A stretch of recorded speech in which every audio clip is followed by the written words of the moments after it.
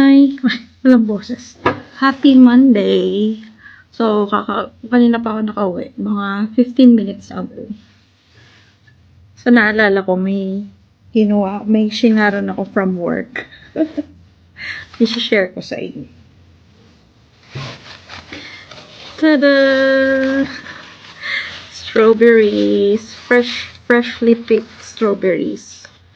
So, strawberry season ngayon. Kaya namumunga yung strawberry plant dun sa garden namin sa school. Ayan. So, every time na may ready na, inabangan ko, tapos kumukuha ako. So, instead na bumili ako sa grocery. At least, ayan, free, fresh pa. Super tamis na to. Ayan. So, hugasan ko lang yan. Tapos, kakainin ko na. Yeah, hugasan lang natin maigi. Yan. Ang cute. Sobrang red, tsaka matamis talaga yan. Yan. So, every week namumunga siya. Kaya, every week din ako kumukuha.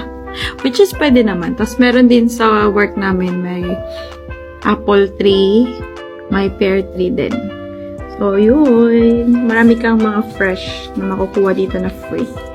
Yun lang, share ko lang. Bye!